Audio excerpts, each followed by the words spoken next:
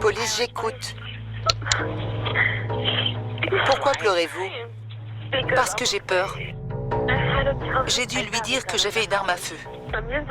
J'appelle pour vous prévenir que s'il arrive quelque chose, c'est parce que j'ai dû me défendre.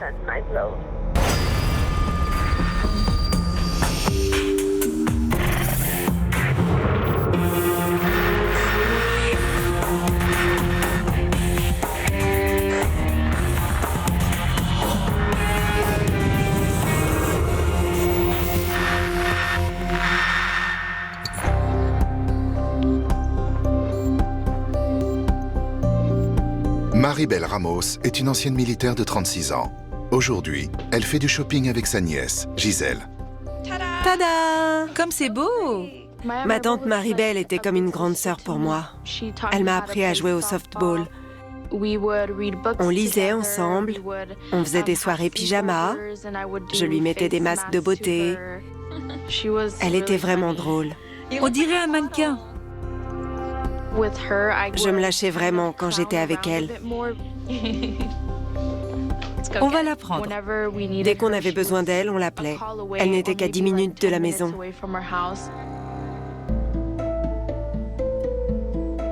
Maribel et moi étions très proches.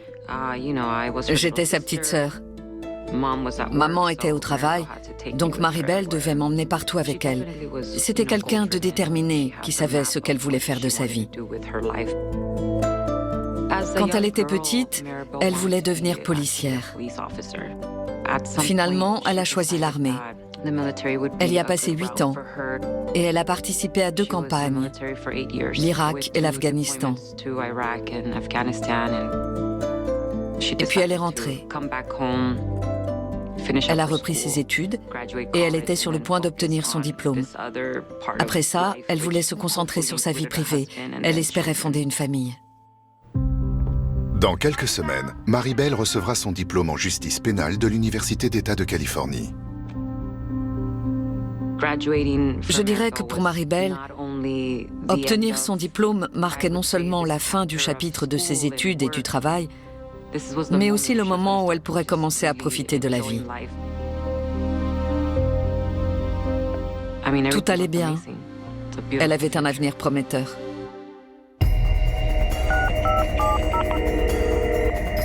Police d'Orange, Rose à l'appareil. J'ai une colocataire, elle a 36 ans, elle n'est pas rentrée hier soir. D'accord. Donc vous voulez signaler sa disparition, c'est pour ça que vous appelez. Oui. Je lui ai laissé un message, mais elle ne m'a pas rappelé. Normalement, elle aurait dû revenir après ses cours aujourd'hui. Vous savez si elle était en cours? Non, sa voiture est ici. Je pense qu'elle est sortie hier soir, elle n'est pas rentrée. Ça faisait environ 2 ans que Casey et Maribel étaient colocataires. Ils donnaient aussi des cours de maths à Gisèle. Casey m'a envoyé un message. Ta sœur n'est pas rentrée. Je lui ai répondu que Maribel était quelqu'un de très occupé et que c'était une adulte. Ça ne m'a pas inquiétée qu'elle ne soit pas rentrée. Mais Maribel ne s'est pas présentée à son match de baseball et mon cousin m'a demandé « Tu peux venir chez Maribel, s'il te plaît ?» On y est, sa voiture est garée devant. Il y a de la lumière dans sa chambre, mais personne n'est là. C'est à ce moment-là que j'ai eu un horrible pressentiment. Le cousin de Lucie appelle la police pour signaler que Maribel n'est toujours pas rentrée. Des agents se sont précipités chez Maribel. Ils ont toqué à la porte. Ils ont parlé à quelques voisins. Ils n'ont rien vu de suspect. Pas de fenêtre brisée, pas de porte enfoncée. Le colocataire était introuvable.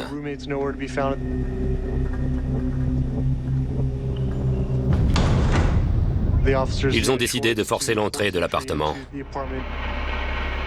Police! Y a quelqu'un? C'est un petit appartement de 2 chambres. Il n'y a rien qui sorte vraiment de l'ordinaire. La sœur de Maribel, Lucie, arrive à l'appartement. Je me suis tout de suite rendue dans sa chambre. Le lit de Maribel était défait. Les draps étaient en pagaille et l'oreiller n'avait pas de housse. C'était inquiétant pour moi que son lit soit défait. Ce n'était pas son genre. Je ne voyais rien qui indiquait que Maribel soit partie en voyage. J'ai senti que quelque chose n'allait pas. Lucy signale aux agents que le porte-monnaie, le téléphone et tous ces objets que Maribel gardait généralement sur elle n'étaient pas dans l'appartement. Ça a éveillé nos soupçons.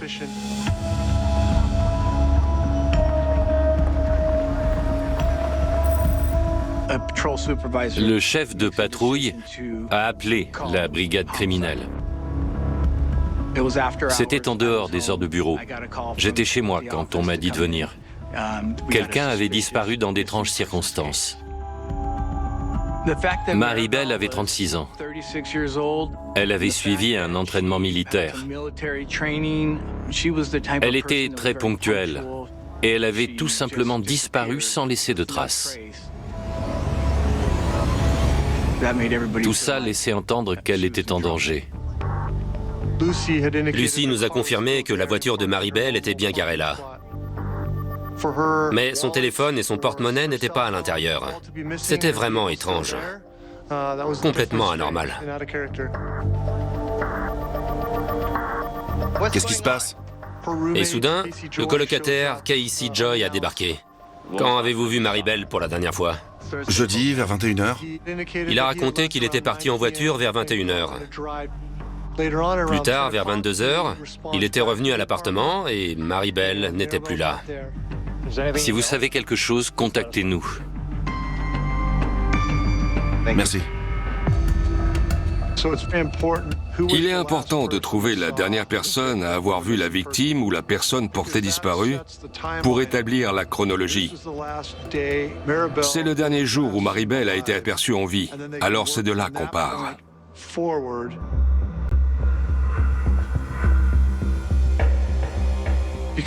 Comme Maribel vivait dans un grand immeuble, il y avait un système de vidéosurveillance. C'est une des premières choses qu'on a regardées quand on est arrivé sur place. On a essayé de trouver des caméras qui pourraient nous montrer si Maribel était partie ou revenue. Le concierge de l'immeuble remet aux inspecteurs une copie des séquences vidéo.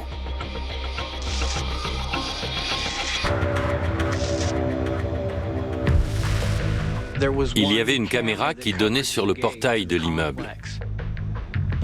On espérait voir la voiture de Maribel ou celle de Casey quitter les lieux ou revenir.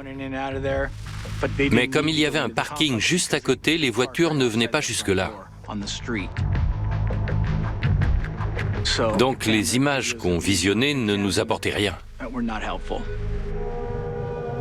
En revanche, on a trouvé une caméra juste au-dessus du bureau du concierge. Elle filmait l'entrée de l'immeuble. Essaye jeudi, vers 20h. On espérait la voir sur ces images, ou au moins trouver un indice. Parce qu'à ce stade, on n'avait rien d'autre.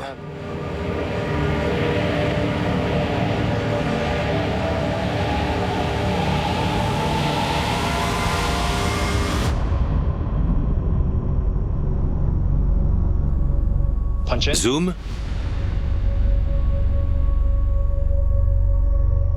Rembobine. Ça doit être elle. Les résidents ont l'habitude de glisser l'argent du loyer dans une boîte située devant la loge du concierge.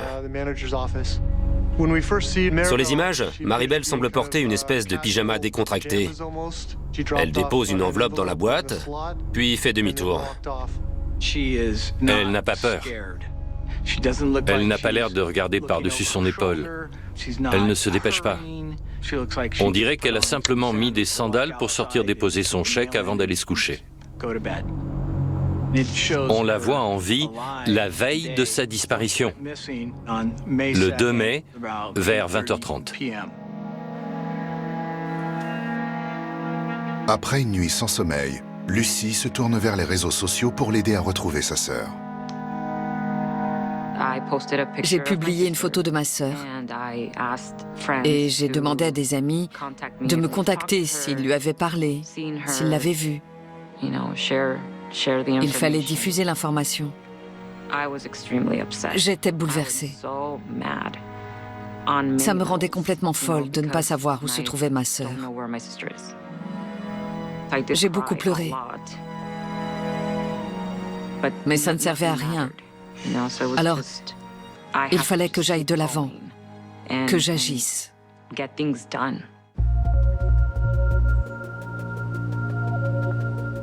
Quand on travaille sur une disparition, l'une des premières choses à faire est de se pencher sur ce qu'on appelle la victimologie. On doit apprendre à connaître la victime, connaître sa vie, ses amis, ses fréquentations, ses relations sentimentales.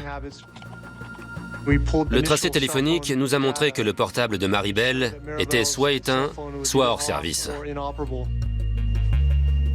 La plupart des gens emmènent leur téléphone partout. Si elle avait été kidnappée ou enlevée par quelqu'un, elle n'aurait pas forcément eu le temps de le prendre. Mais on savait que son téléphone n'était pas à l'appartement. C'était donc très suspect qu'il ne soit pas connecté au réseau. Sean, viens voir ça.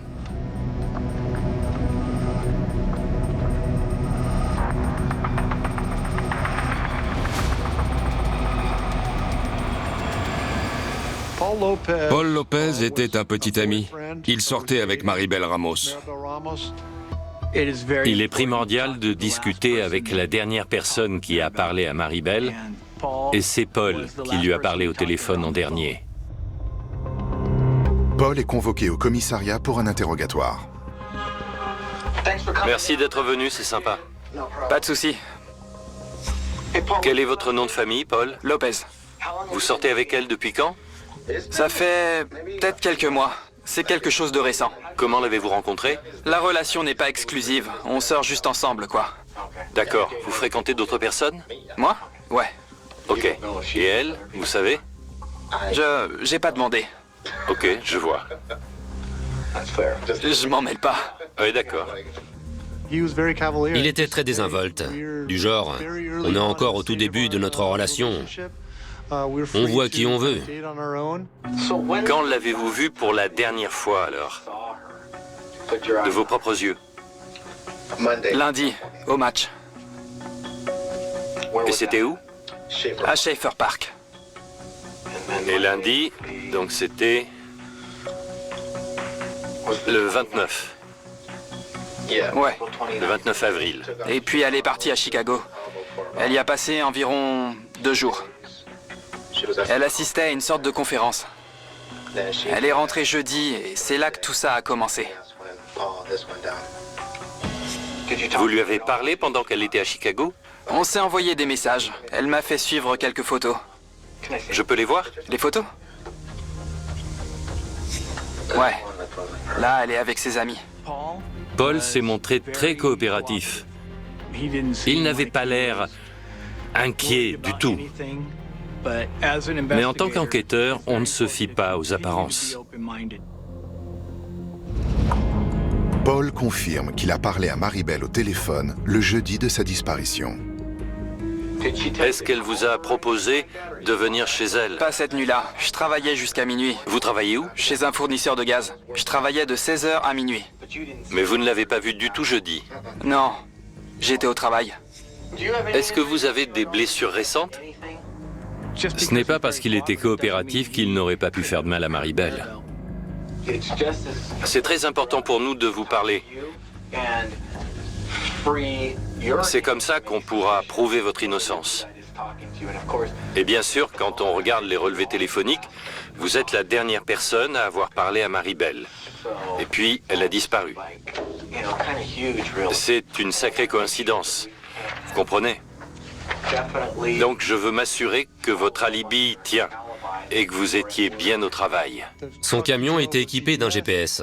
On pouvait déterminer précisément où il s'était rendu, quasiment à la minute près.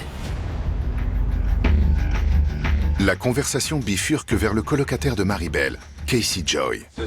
L'homme qui vit avec elle, elle vous a parlé de lui? Elle parle toujours de lui. Pour s'en plaindre? Ouais. Elle se plaint toujours de lui. Notamment qu'il ne paye jamais le loyer à temps. Qu'est-ce qu'elle m'a dit de lui? Elle m'a raconté que tout dans la vie de ce type partait en cacahuète. Lors de cette dernière conversation téléphonique, Maribel était en pleine dispute avec Casey. Casey était là. Je l'entendais en bruit de fond et Maribel me racontait qu'elle voulait qu'il parte, qu'elle lui avait demandé de quitter les lieux le lendemain. J'ai fait le dur. J'ai dit à Maribel, bon, dis-lui que s'il n'a pas déménagé demain, s'il n'a pas enlevé ses affaires de chez toi, moi, je les prendrai et je jetterai tout dehors. D'accord.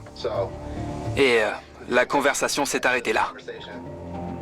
Il a demandé à Maribel si elle voulait qu'il vienne. Elle a répondu non, qu'elle irait simplement se coucher. À notre connaissance, c'est la dernière fois que Maribel et Paul se sont parlé. On s'est alors tourné vers Casey Joy, à cause du conflit qu'il y avait entre lui et Maribel Ramos concernant le paiement du loyer. Casey Joy était venu de Corée quand il était adolescent. Il était allé à l'école dans le Tennessee et il travaillait dans la chimie. Rien n'indiquait qu'il ait eu un passé criminel. En consultant les réseaux sociaux, les agents découvrent que Casey et Maribel sont assez proches. Casey Joy avait emmené Maribel en croisière en Alaska. Il y avait des photos du voyage sur son téléphone et son ordinateur. Un jour, Casey m'a appelé. Il a commencé à m'avouer « Je suis amoureux de ta sœur. Et puis, je veux être l'homme avec qui elle fonde une famille. » Je me suis dit « Mon Dieu. » D'accord, Casey est un type bien, mais je savais qu'il ne correspondait pas au goût de ma sœur. Et à partir d'un certain moment, il a commencé à se comporter différemment. Il avait perdu son travail. Il ne payait plus son loyer. C'est là que les problèmes ont commencé. Hey Joey, viens voir ça. Nos agents avaient mené des recherches sur l'appartement de Maribel. Écoute ça. Une semaine plus tôt, les services d'urgence avaient été appelés depuis l'appartement. Police, j'écoute. Pourquoi pleurez-vous? Parce que j'ai peur. Comment vous appelez-vous? Je m'appelle Maribel. Et votre nom de famille? Ramos. R-A-M-O-S. Comment puis-je vous aider? C'est enregistré? Oui, tous les appels sont enregistrés. D'accord. Eh bien, je voulais vous prévenir que j'ai un colocataire qui est censé partir à la fin du mois. Et je suis inquiète parce que j'ai eu une conversation aujourd'hui et il m'a un peu fait flipper. D'accord. Il a déjà essayé de vous faire du mal? Non, il a juste dit « on verra, on verra ». Je voulais juste vous prévenir que s'il arrive quelque chose, je suis une ancienne militaire. J'étais dans l'armée et j'ai servi en Irak. Et je crains le pire. Elle était formée au combat. Donc le fait qu'elle ait peur de cet homme, c'était vraiment inquiétant. J'ai peur. De qui? De votre colocataire? Il est coréen. Il est plus âgé, mais on a eu une conversation aujourd'hui et j'ai dû lui dire que j'ai une arme à feu dans l'appartement. Alors que ce n'est pas le cas. Je vous appelle juste pour vous prévenir que s'il se passe quelque chose, je peux me battre pour me défendre. Je souffre de stress post-traumatique. Donc je verrouille toujours ma porte. Mais là, je ne me sens pas en sécurité. Il est important de savoir que Maribel Ramos, qui avait été dans l'armée, avait sans doute des problèmes de santé mentale. Les anciens combattants, qui ont subi d'importants traumatismes à l'étranger, ont parfois du mal à gérer leur vie quotidienne quand ils reviennent. Ça donne l'impression que les choses auraient pu très mal tourner. Les enquêteurs convoquent tout de suite Casey pour l'interroger. C'est Casey, c'est comme ça qu'on vous appelle? Casey, oui. Tout le monde m'appelle Casey. Mon prénom, c'est Kwang. Mais si vous dites Kwang, personne ne me reconnaîtra. Personne ne saura que c'est vous, d'accord. Bon, nous vous remercions d'être venu, vraiment. Pas de problème. C'est quelqu'un de très gentil, il adore parler. Mais après avoir entendu l'appel téléphonique de Maribel, c'est bizarre de se dire que c'est la même personne qui lui faisait si peur. Comme vous le savez, en ce moment, certaines personnes, des amis et de la famille, s'inquiètent pour Maribel, votre colocataire. Je suis aussi son ami, je tiens beaucoup à elle. Ça fait environ 1 an et demi que je vis avec elle. On s'amuse bien. On a fait un voyage en croisière, on va en boîte ensemble, on va danser. On est de grands fêtards. Il tient à elle. Donc quand les choses ont commencé à mal se passer, ça l'a contrarié. La police est récemment venue chez vous parce que vous vous disputiez, non? C'est la dispute qu'on a eue vendredi soir. Alors on est allé au karaoké et on s'est beaucoup amusé. Mais quand elle boit, elle devient soit très gentille, soit très agressive. Et elle a commencé à me crier dessus. Je t'aime pas, tu m'attires pas. Elle commence à hurler. Je lui dis, Maribel, on vient de passer une super soirée, c'est quoi le problème? Et elle me menace. J'ai une arme, mes balles sont plus rapides que toi. Je dis, waouh, Maribel. Et puis elle appelle la police. Un agent de police arrive, je sors le voir et je demande, est-ce qu'elle vous a dit qu'elle avait une arme? Il répond oui. Il me dit, quand vous allez au lit ce soir, verrouillez la porte et gardez votre téléphone près de vous. Au moindre souci, vous nous appelez. À quand remonte votre dernière dispute? C'était jeudi. Ce jeudi? Hier? Oui, à propos du loyer. Il avait perdu son travail et il ne pouvait plus payer le loyer. D'après lui, c'est ce qui causait les disputes. La dispute a mal tourné? Rien de grave. On a parlé. Enfin, elle a parlé à Paul et l'a mis sur haut-parleur. Elle a dit, Paul, c'est mon homme, mon petit ami. On sort ensemble depuis janvier et il veut que tu déménages. Il nous révèle qu'on devrait peut-être accorder un peu plus d'attention à Paul, étant donné que Paul l'avait menacé. Donc la dernière fois que vous l'avez vu, il était entre 21h et 22h. Environ 21h, oui. C'est là que vous avez pris votre voiture? Oui, quand je suis revenu, elle n'était plus là. Donc soit Paul est venu la chercher, soit quelqu'un d'autre, mais quelqu'un est venu la chercher parce que sa voiture était encore là. Casey Joy a indiqué qu'il était parti faire un tour en voiture pour se calmer. Son témoignage est difficile à vérifier parce qu'il ne s'est arrêté nulle part, même pas dans une station essence, donc personne ne peut confirmer ses dires. Il porte un t-shirt noir à manches courtes, très serré, et je vois qu'il a des égratignures qui sont clairement récentes. D'où viennent ces égratignures? On va tout le temps au parc Eisenhower. Il y a des buissons là-bas. Ces buissons ont des épines et on a mis les mains dedans pour attraper une ligne de pêche. D'après lui, il a voulu dégager des canards qui s'étaient empêtrés dans des lignes de pêche. Et ce faisant, les épines des buissons l'ont griffé. Et c'est de là que viennent les marques. On cherchait des signes de lutte. Je ne connaissais pas la végétation du parc, donc j'ai voulu qu'il me la montre. Casey donne rendez-vous aux enquêteurs dans le parc. L'un des agents porte un micro caché. Ah, ils sont tous là. Il y a au moins 2 ou 3 canards qui ont les pattes emmêlées dans la ligne de pêche. Il y en a un juste là. Quand on arrive au parc, l'une des premières choses qu'il fait est de pointer vers un canard. Et en effet, une ligne de pêche est accrochée à ses pattes. Et je me dis, mon Dieu, c'était vrai. Alors comment ça s'est passé? Eh bien, j'étais en tongs. Et vous êtes tombé sur les genoux, puis dans le buisson, c'est ça? Oui, quelque chose dans le genre. Donc vous avez glissé et vous êtes tombé jusqu'ici? C'est ça. D'accord, et vous vous êtes relevé tout de suite? Ouais. Ah, bon sang! Vous venez de le voir, j'ai marché au même endroit. C'est pointu, c'est exactement le même mouvement. Vous êtes sacrément rapide. Vous vous êtes relevé très rapidement. Sean, prends une autre photo. Vous voulez bien vous tenir près de là où vous étiez pour qu'on vous voit bien? En effet, on dirait que vous vous êtes fait mal au genou. Ça va? Une autre photo? Non, je veux pas d'autres photos. Vous en avez déjà pris assez. Prenez juste les canards en photo. Je vois pas pourquoi je dois être dedans. Vous savez, c'est dans votre intérêt. Cela nous permet d'être précis. Vous savez où j'étais? J'étais soit là, soit ici. Il y avait de la terre quelque part par là. Je me suis dit, bon sang, ces épines peuvent vraiment laisser ses marques. C'est tout à fait possible de perdre l'équilibre, de tomber dedans et ça laisserait de sérieuses égratignures. Les inspecteurs se tournent alors vers le petit ami de Maribel, Paul Lopez. Quand on enquête sur un meurtre, il est important de garder l'esprit ouvert. Il faut suivre toutes les pistes. Paul était la dernière personne à parler à Maribel au téléphone avant qu'elle ne disparaisse. Inspecteur Ramirez à l'appareil, j'ai besoin de renseignements sur l'un de vos employés. On a cherché à vérifier l'alibi de Paul et on a pu confirmer qu'il travaillait bien chez le fournisseur de gaz et qu'il était au travail à ce moment-là. On a pu identifier le camion qu'il avait utilisé ce jour-là. Ces camions sont équipés de GPS, donc on a pu retracer l'itinéraire qu'il a pris presque à la minute près.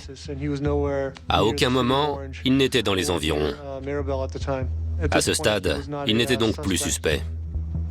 Les jours passaient et ça devenait frustrant parce qu'on ne trouvait rien de concret. Il n'y avait pas de preuves tangibles. Plus le temps passait, plus nos doutes se confirmaient. Nous n'enquêtions plus sur une disparition, mais bien sur un homicide. Les inspecteurs demandent donc à la police scientifique de fouiller l'appartement de Maribel. Casey a accepté que les agents interviennent. Ils ont utilisé tous leurs appareils pour identifier ce qui est invisible à l'œil nu. Prélèvement d'ADN, empreintes digitales, photos, bref, la totale. Casey se montrait très coopératif, mais on ne trouvait rien. À cette époque, Casey avait une voiture de location. On l'a fouillée et on a amené un chien détecteur de cadavres. Malheureusement, on n'y a trouvé aucune information. Encore une fausse piste. Dans l'armoire, les agents ont trouvé un haut de pyjama taché de sang. Et ils ont remarqué que ce haut pouvait correspondre au pantalon de pyjama que Maribel portait sur la vidéo. Le sang pouvait être le sien mêlé à celui de quelqu'un d'autre. Les taches de sang du pyjama sont immédiatement analysées. Le sang était celui de Maribel, uniquement le sien. Le fait qu'il n'y ait le sang de personne d'autre est aussi un facteur important. Elle aurait pu se couper, personne ne savait d'où pouvait venir ce sang. Mais tout le monde nourrissait l'espoir que ce sang déboucherait sur une découverte. Malheureusement, les résultats ont montré qu'il ne s'agissait que du sang de Maribel Ramos. Un autre moment décevant dans l'affaire, évidemment. Tout le monde dit la même chose. Maribel... Les informations locales relayent l'affaire.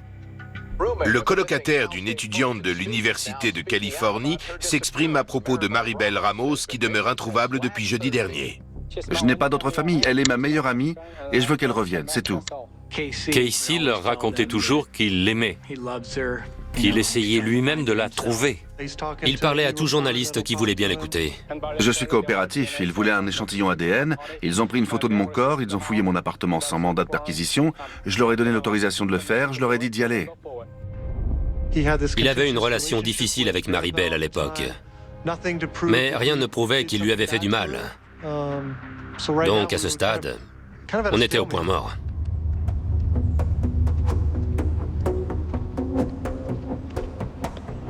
Bien qu'il n'y ait pas de preuves contre Casey, on ne pouvait pas s'empêcher de continuer à le suspecter. C'est pour ça qu'on l'a placé sous surveillance permanente. On espérait qu'il ferait un faux pas, qu'il nous mènerait à un endroit intéressant. Comme il nous avait donné son téléphone et son ordinateur, il devait aller à la bibliothèque pour avoir accès à Internet. Pour épier Casey, les inspecteurs consultent les images des caméras de la bibliothèque.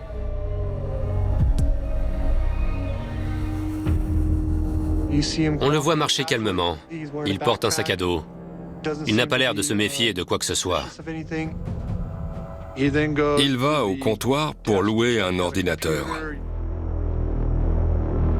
Il faut accorder de l'attention à ce qu'il fait, à ce qu'il regarde. Est-ce qu'il cache des preuves? Est-ce qu'il change de compte bancaire? Il se dirige vers l'arrière de la bibliothèque Il s'installe à un bureau de manière à voir si quelqu'un est derrière lui, à regarder ce qu'il fait. Il y a des caméras à l'arrière? La bibliothèque n'avait pas de caméra qui nous permettait de zoomer et de voir ce qu'il faisait ou quel ordinateur il utilisait.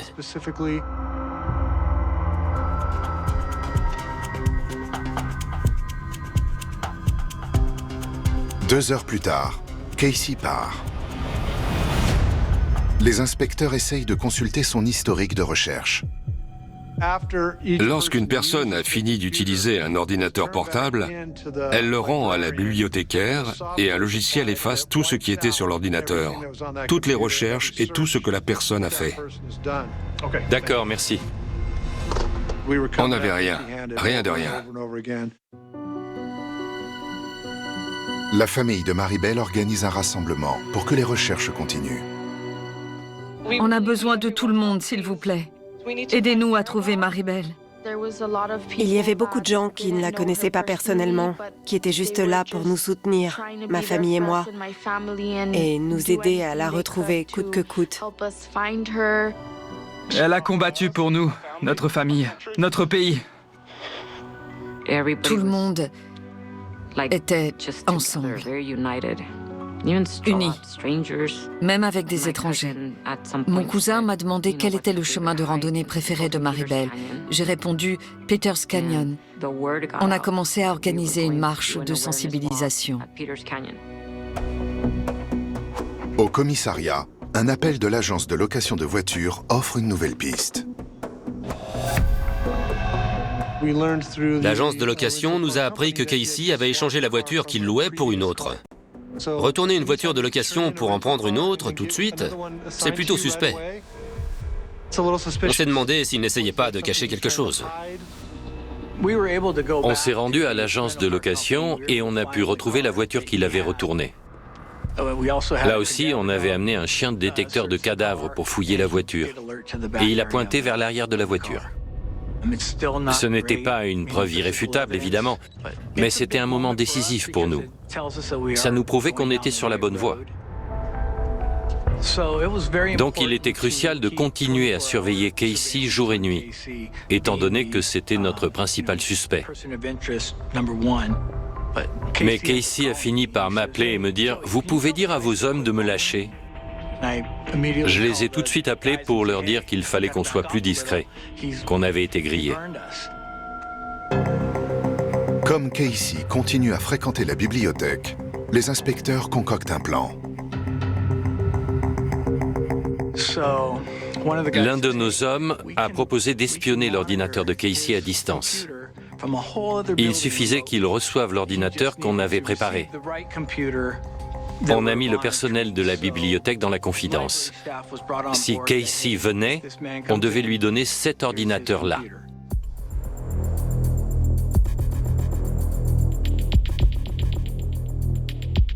Comme prévu, il est venu louer l'ordinateur.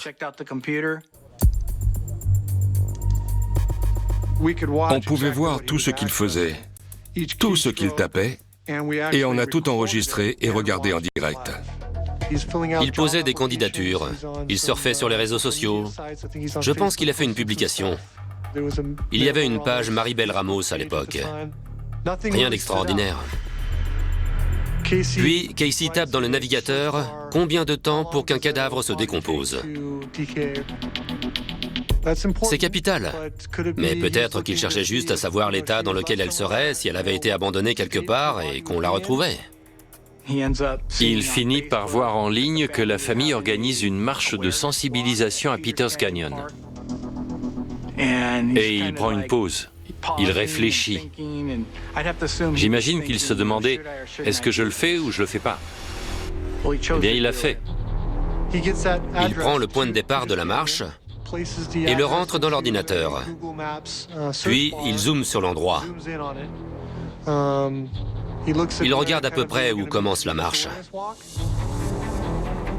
Puis il dézoome, il fait défiler sur 13 km vers Modjeska Canyon, puis il zoome à nouveau sur un grand arbre. Il zoome autant que le logiciel le permet, puis accède à l'historique de recherche et le supprime. Nos agents se sont dit, il a vraiment fait ça. Mon Dieu.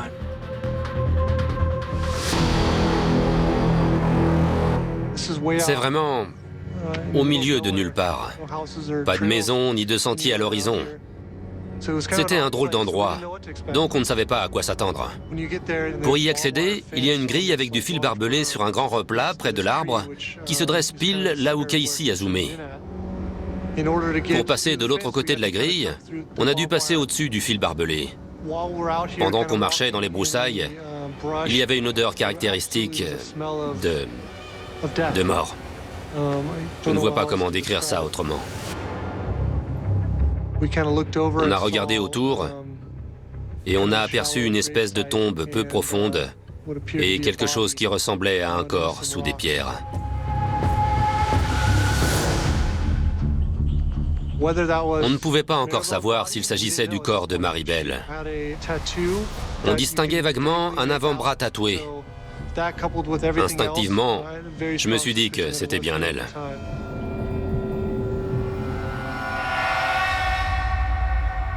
On a convoqué Casey Joy pour un nouvel interrogatoire. On voulait le pousser à donner sa version des faits.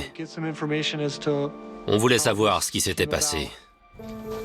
Merci d'être venu volontairement. J'apprécie. J'espère que vous me ramènerez à la bibliothèque après. Casey était très sûr de lui. Il se croyait plus malin que nous. Il y a tout le monde qui se focalise sur moi. On ne voit que moi aux infos. Est-ce qu'ils savent quelque chose que je ne sais pas? Ils me tournent toujours autour. Ils étaient encore chez moi ce matin. Aujourd'hui, ça fait exactement 2 semaines. 14 jours. Je sais pas, ils ont peut-être eu des informations de la police que moi j'ai pas. Mais j'imagine que vous avez des questions pour moi. C'est pour ça qu'on m'a fait venir. Où doit-on chercher? Je sais pas. Quand quelqu'un s'obstine à nous mentir et maintient qu'il n'y est pour rien, c'est frustrant. Autre chose? J'aimerais partir si possible. J'aimerais qu'on parle de Maribel. D'accord. Dites-moi en plus sur elle, s'il vous plaît. Je vous ai dit tout ce que je savais. Et vous, dites-moi ce que vous savez, ce que votre enquête a donné. j'ai pas besoin de faire ça, Casey. J'ai été transparent avec vous et vous le savez, d'accord? Ça fait 2 semaines qu'on se voit. Qu'est-ce que vous sous-entendez? Je ne sous-entends rien.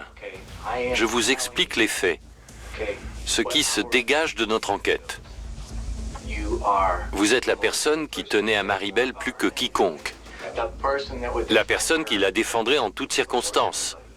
Je n'ai absolument aucun doute là-dessus. Je sais que si vous allez en boîte avec elle, ou autre part, et que quelqu'un l'embête, vous serez là. Mais je sais aussi que les choses ont mal tourné entre vous. Et que vous en savez plus. Je le sais. Casey, faites-moi confiance. Je croirai ce que vous me raconterez. Je n'ai rien à vous raconter. Parce que tout indique qu'il y a eu un crime. Tout. Et quand vous me dites des choses, alors qu'en fait je sais déjà qu'elles sont fausses, vous courez le risque que je cesse de croire que vous êtes cette personne qui tient à Maribel plus que quiconque. C'est la première fois, vous voyez, que je parle à un suspect et qu'il faut 2 semaines pour qu'il cède enfin et qu'il me dise la vérité. Ceux qui parlent sont toujours contents de l'avoir fait, ils sont soulagés. Ça les soulage, croyez-moi. Vous insinuez que Maribel ne rentrera pas? Vous connaissez la réponse, non? Non, c'est pour ça que je vous demande. Clairement, vous en savez plus que moi. J'espère qu'elle rentrera. Est-ce que vous êtes en train de dire que ce ne sera pas le cas? Je ne voulais pas lui dire qu'on avait trouvé le corps. J'avais envie de lui donner une dernière chance, d'être honnête avec nous.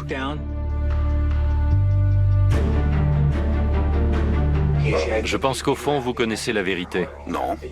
Je pense que si, et vous devriez nous le dire. Je m'en vais. Sauf si vous comptez me répondre. Restez encore un peu. D'accord. Écoutez, il essaie d'aider. Oui. Et il vous dit que... Ok, je veux partir.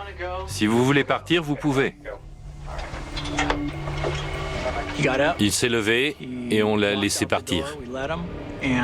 Dehors, il y avait des agents qui l'attendaient et qui l'ont placé en garde à vue.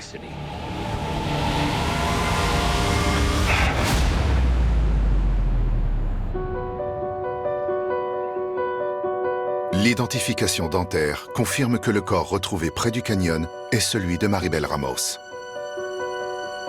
Casey Joy est accusée de son meurtre. On ne trouvait pas la cause du décès et vu la décomposition, la météo et la faune du canyon, le plus probable, c'est qu'elle a été étouffée, qu'il lui a mis un coussin sur la tête. Il y avait un sentiment d'amertume parce qu'on espérait encore, d'une certaine manière, qu'elle réapparaîtrait. J'ai vu aux informations qu'ils avaient trouvé un cadavre. Je n'ai pas pleuré. Je suis restée impassible. Et je savais que c'était elle. Je pense que j'étais sonnée. Je n'arrivais juste pas à comprendre ce qui lui était arrivé. Que quelqu'un ait pu lui faire ça, alors que son avenir était si prometteur. Ça m'a brisé le cœur. J'étais très proche d'elle, donc c'était très dur de faire face à ça, en particulier à cet âge. Plus d'un an plus tard, en juillet 2014, le procès de Casey Joy démarre. L'accusation expose sa version des faits. Maribel voulait simplement passer du temps avec Casey. Elle le voyait juste comme un ami.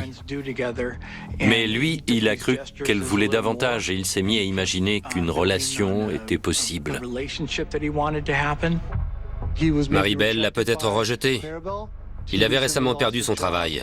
Il refusait de quitter l'appartement. Au téléphone, Paul Lopez a dit à Casey Joy, « Écoute, tu dégages ou je te dégage. » Je crois que dès qu'il a raccroché avec Paul, il a recommencé à se disputer avec Maribel. Dans la vidéo, on pourrait penser qu'elle est un peu troublée, mais elle avait déjà dit à Paul qu'elle irait au lit et que tout irait bien.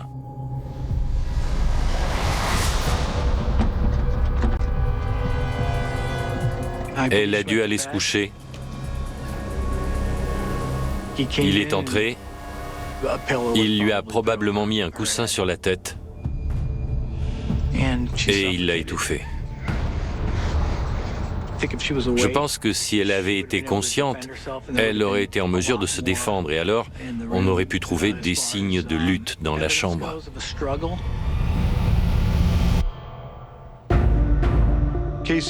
Casey a dû porter le corps jusqu'à la voiture, puis l'amener dans ce lieu isolé.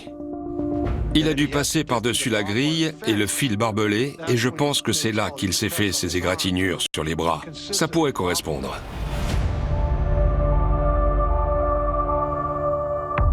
Le jour où il s'est rendu à la bibliothèque, Casey a découvert qu'il y avait une marche de sensibilisation à Peters Canyon.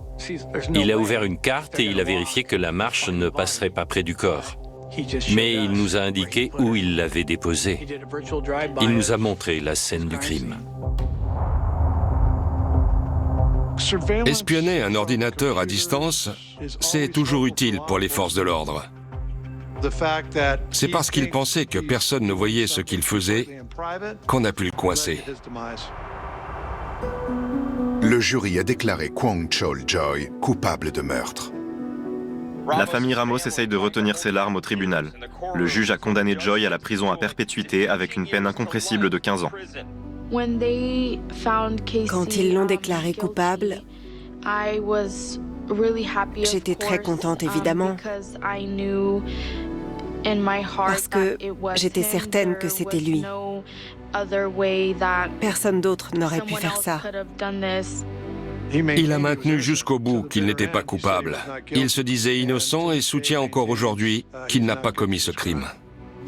Peut-être qu'un jour la vérité triomphera. Ou bien alors, je mourrai juste en prison.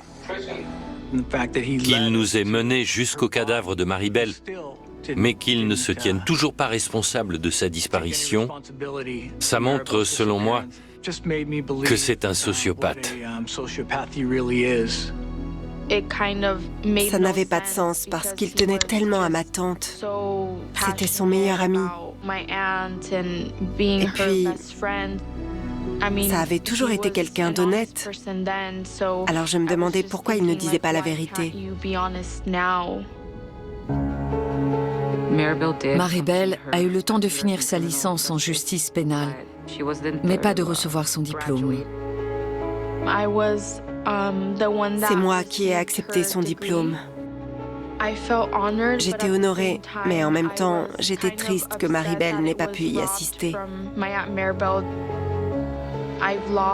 J'ai perdu ma grande sœur, ma meilleure amie. Elle me servait de modèle.